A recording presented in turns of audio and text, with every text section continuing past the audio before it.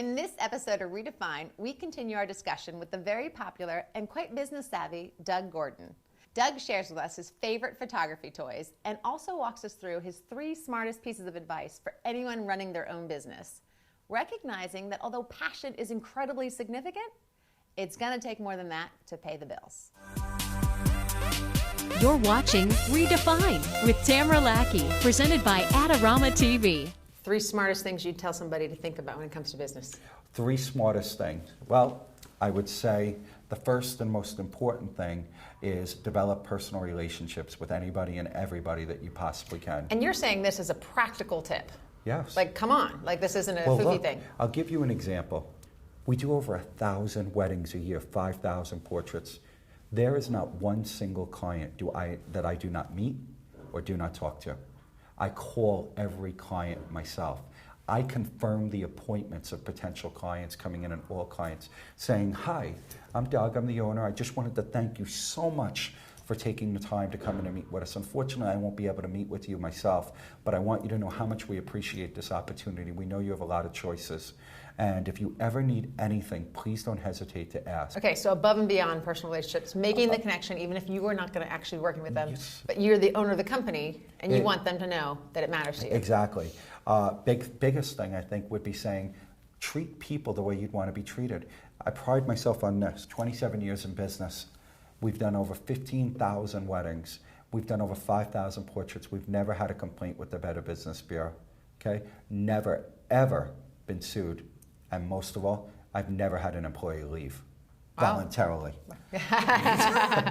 27 years in business, that's because your dad My had this. dad, my mom and dad started in '85. Yes. I came on in about '90 full time, and then in 2000, I took over and purchased the company outright. So personal relationships, treating people well, and that sounds Yes. like, again, a generic rule, and yet you're saying it's... I think people ignore it. I think Yeah. people, the sense of entitlement that people feel nowadays, it's like I would look at you as my employee and be like, "You work for me. Yeah. If I tell you to do something, Do it. do it. If not, guess what? There's no jobs out there. Do what the hell you want." You don't look at things that way. You don't look at people. They're not possessions.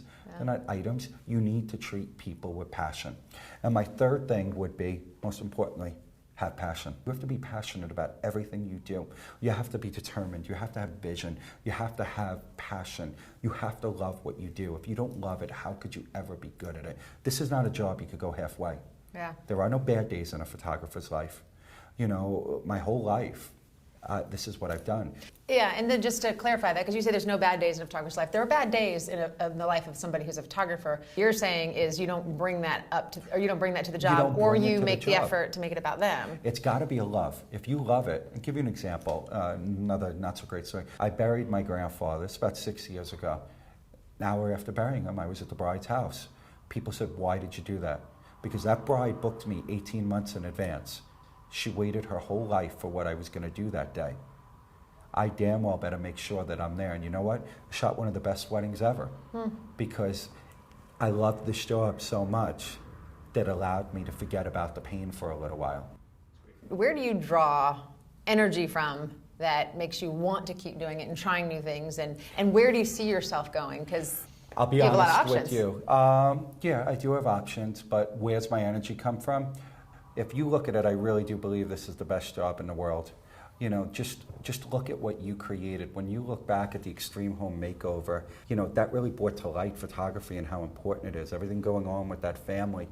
Long after you're gone, I'm gone, they're gone, you look on the wall, you've created history. Yeah. History will come to life because of what we do. Yes. Our eyes, our feelings, our emotions, everything we are as people.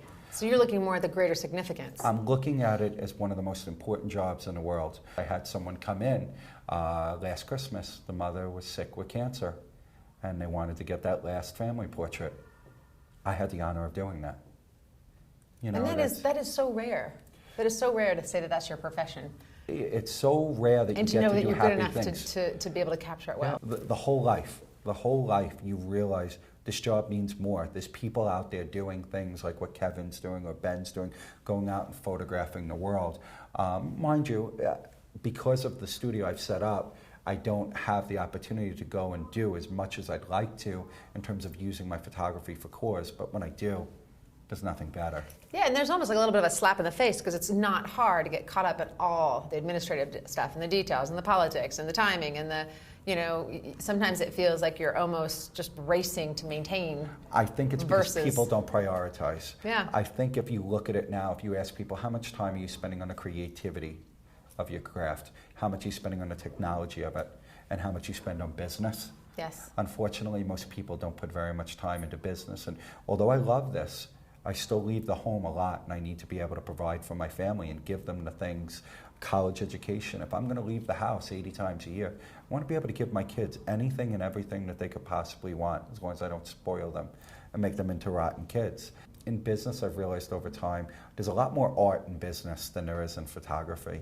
It's not a matter of how much you make, it's a matter of how much you keep. Yes.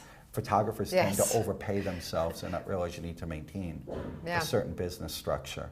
And I think that's important. And what scares me the most is if I was to give a class on posing and lighting at WPPI, I'll fill the room, standing room, only have 3,000 people. If I wanted to talk business, I would have a third of that. That's absolutely true. I've had the exact same experience. After this show, I'll be going off to Disney World again and just hanging out, and I know that those are 4 days where I completely shut off the rest of the world. It's just about being with the family. I love the place because it's heaven for me because everything else goes away. Yeah. I feel safe. I feel home. At Disney? Yep. Huh. I feel home. When I'm there, I'm complete. Why? I don't know. It's just a fascination. If you ask me what my dream life would be, I want to live in a castle. I want to be on Main Street. I want to photograph families and then walk down the end of Main Street and go in my castle and be very happy, and I would have terrific life. Do you have I love this gear, this product, this thing? Is there a thing that transcends it works well? You actually love it? There is a thing, but I always feel weird saying it because it's something I made. That's all right. It's a little light that I call the torchlight. Yes. And the idea behind the torchlight. I've used your torchlight. You like it? I do like it. If you didn't, we're going to shut this off. I love it. I love it. I love the Doug Gordon Disney torchlight. Yeah, I don't know if we could put Disney on it, but we should. That would make more money. I love it because it's something that keeps life simple. Like I said, I think photographers overthink it. It's the perfect tungsten light. It's the perfect fluorescent. It's the perfect daylight. Yeah. I dial it down. It weighs 1 pound. The battery lasts 5 to 6 hours. Charges in 30 minutes. Just makes life easier. That's my... And you love it because it's easy, and you also had a hand in designing it. Of course. I think that's the biggest thing. That makes sense, though. That's why you love it. That light took 2.5 years out of my life. To kind of come up with a concept and really put it together, and they did a great job bringing it together. Who's they? The company that makes it for me. Oh, okay. Yeah, so it just, the manufacturers are putting it together and making it perfect. And I like it because I can drop it, I can throw it, and the thing works. No matter what. It's got a 3-year... Not recommended. Try not to. It's got a 3-year warranty on it, so it gives you an idea of how confident I am. Yeah. But I love it. If besides my light, what would be the one thing? I would have to say it would probably be my tripod. The tripod.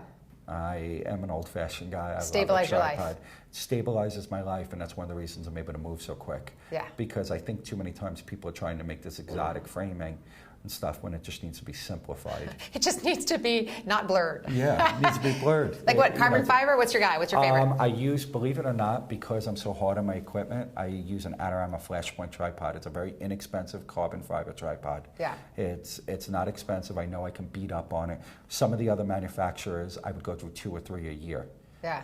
These seem to last a while and take a beating and keep on ticking. Yeah. My favorite thing is finding a product that more and more I find that I don't care. I almost don't care how much it is. I just want to know it's good and it will work for X amount of time. Yeah. Because, and not that I don't care, but to have to replace something or just to buy it just to last a certain amount of time to break down, that becomes so much more expensive. You want to know it's durable. Over the long run, yeah. Make it really official. Better to spend a little bit more than you wanted to than a little less than you should have. I like that. You do? I do like that. I do like that.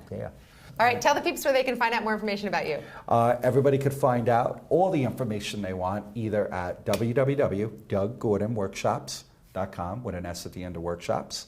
Or, of course, you can like us on Facebook at Doug Gordon Workshops. Or you could friend request us at Doug Gordon Part 2. And if there's no Part 2, then there's Part 3 by then. So, Fabulous. Very insightful advice, Doug. Thank you. Join us next time when we sit down with red carpet and celebrity portrait photographer Eric Kabig in Las Vegas. In the meantime, though, why don't you go ahead and pull out some of those old 35mm negatives and slides and give your outdated film a new digital life with the Wolverine Digital Converter. It converts negatives and slides to 14 megapixel images with the push of a button. And you don't even need to hook it up to a computer. Just pop in a memory card, wait like 5 seconds, and you're done. Your old film is alive and well in the new digital age. Secure your nostalgia by grabbing the Wolverine at Adorama.com.